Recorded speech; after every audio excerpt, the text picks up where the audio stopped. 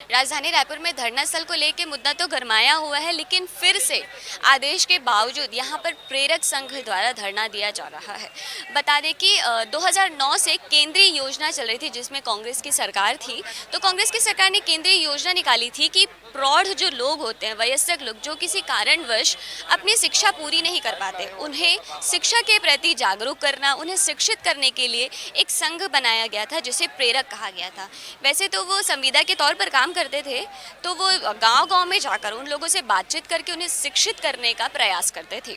2018 में इनका काम रोक दिया गया और उन्हें कांग्रेस की सरकार जब राज्य छत्तीसगढ़ में आई तो टीएस बाबा द्वारा, जानकारी के मुताबिक टीएस बाबा द्वारा, यहाँ तक कि भूपेश बघेल के द्वारा इन्हें आश्वासन दिया गया था कि इन्हें रोजगार दिया जाएगा, साथ ही 2500 रुपये इन्हें पैसे भी दिए जाएंगे।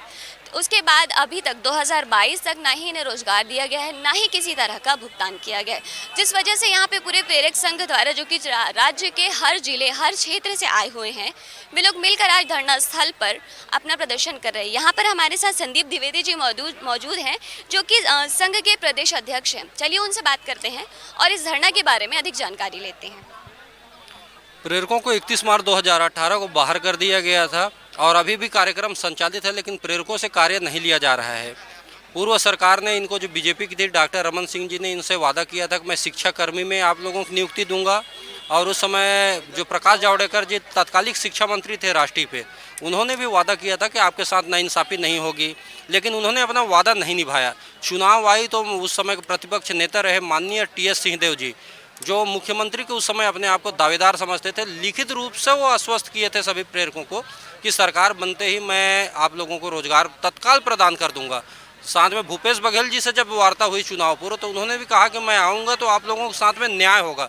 लेकिन आज 4 साल बीतने को हैं, लेकिन आज तक हमारे प्रेरक बेरोजगार बैठे हुए हैं। वर्तमान में जो 99.90% बेरोजगारी दर जो बताया जा रहा है छत्तीसगढ़ में कि 99.90% को रोजगार मिल चुका है, तो अब 0.10 बचा हुआ है। तो हम लोग बोलते हैं कि भैया 0.10 जो आपके प्रेरक है शायद यही होंगे, तो इनका मांग मान लीजिए 100% कर दीजिए छत्तीसगढ़ में। तो हमारी मांग यही है कि प्रेरकों को तत्काल पुनः रोजगार प्रदान कर दिया जाए। यदि आपकी मांग पूरी नहीं होती है तो उस एक दिवसीय धरना स्थल के बाद आपका अगला कदम क्या होगा?